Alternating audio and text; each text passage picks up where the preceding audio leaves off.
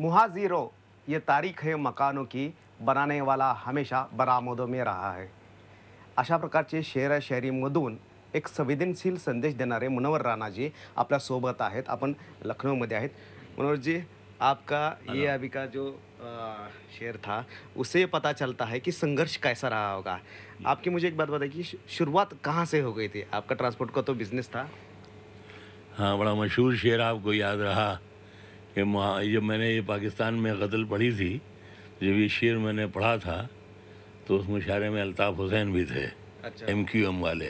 अच्छा, तो उन्होंने कहा था कि मुनव्वर राना की इस शेर को कराची की दीवारों पे लिखवा दिया जाए अच्छा. कि महाजिरों, यही तारीख़ है मकानों की, बनाने वाला हमेशा बरामदों में रहा.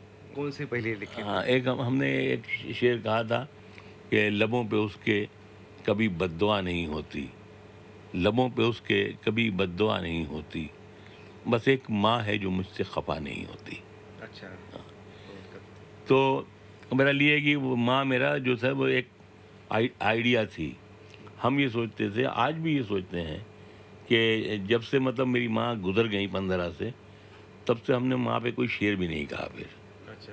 हाँ, अब मतलब वो मज़ा ही नहीं आता है. अच्छा, लेकिन मुझे पूछना है कि जब आप ट्रक पे थे 1 डेढ़ साल, तब तब कौन सी शायरी की थी आपने? क्योंकि तब का जो माहौल था वो देखिए मतलब ये कि जब हम ट्रक पर थे, तो यही है कि हमारी शायरी की जो पहचान मानी जाती है, अपने मुंह से कहना पड़ रहा है, वो यही माना जाता है कि मुनव्वर राना नए टॉपिक्स उठा करके उसको ज़मीन पर पड़े हुए किसी भी सब्जेक्ट को उठा करके उसको शेर बना देते हैं.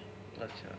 जैसे एक हमारा शेर है कि शोर से तुझको बहुत नफ़रत है, लेकिन ये भी सोच, शोर से तुझको बहुत नफ़रत है, लेकिन ये भी सोच, हम ट्रक वालों से तेरा रास्ता आबाद है. वाह, क्या बात है.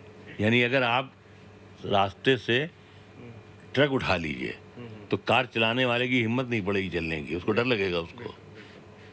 तो शोर से तुझको बहुत नफ़रत है, लेकिन ये भी सोच, हम ट्रक वालों से तेरा रास्ता आबाद है. और हैरत अफसोस बात है, मैंने ये बात कही कि जिस मुल्क में बिजली के तार जोड़ने की साहियत न हो, वो मुसलमान के तार दाऊद इब्राहिम से जोड़ देता है फ़ौरन. ये मेरा घुटना ये 9 बार खोला गया, 8 बार. तो मुझसे वो डॉक्टर यादव ने कहा, कहने के मुनव्वर भाई 85 टेस्ट करवाए हैं, इस घटने में कुछ निकल नहीं रहा इसमें. मैंने कहा CBI जांच करवाइए, इसमें से मुमकिन है दाऊद इब्राहिम भी निकल आए, इसलिए कि ये मुसलमान का घुटना है. तो ये जो हम बोल रहे हैं, ये मेरे अंदर का कर्ब है, मेरे अंदर का दुख है, मेरे अंदर की वो आंखें बोल रही हैं जो नाइंसाफ़ियाँ देखती है. जो किसी को पकड़ लिया, अभी मुझे कोई पकड़ लेगा और कह देंगे मुनव्वर राना आतंकवादी है, ये 9 बार पाकिस्तान गया, 7 बार दुबई गया, यहाँ गया, वहाँ गया, ये इसकी यहाँ उर्दू किताब निकली. ये नहीं बताएंगे कि इसके यहाँ रामायण भी है उर्दू में, अच्छा. ये नहीं बताएंगे. इसके यहाँ बोलेंगे ये लिखा है, वो रखा है, वो रखा है.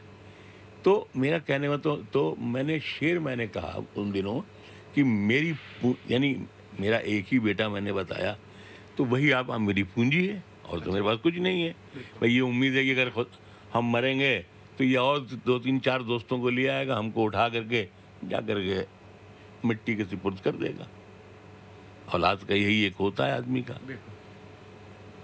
और आज के ज़माने में इससे ज़्यादा आदमी उम्मीद भी नहीं करता है औलाद से.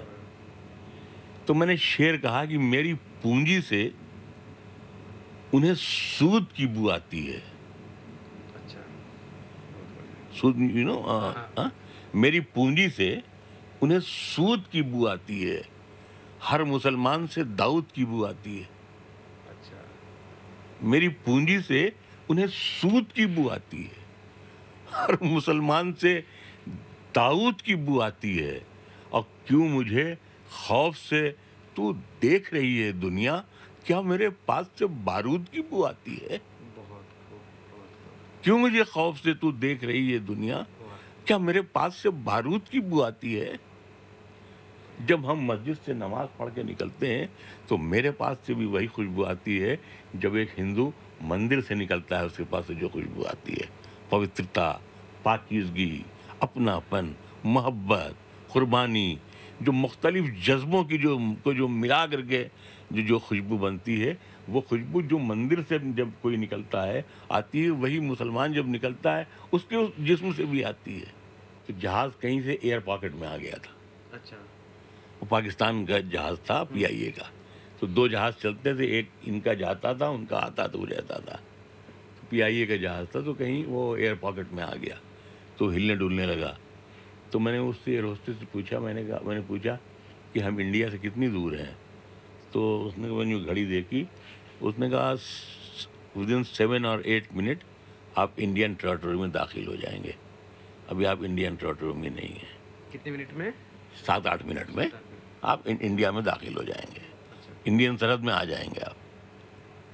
تو ہم نے بیٹھے بیٹھے ہم نے کہا یا اللہ, اگر جہاز کریش بھی ہونا ہے تو 7-8 منٹ کے بعد کریش ہو, نہیں تو میرے گھر والوں کو میری لاش بٹورنے کے لیے بھی پہلے پاکستان امبیدی جانا پڑے گا.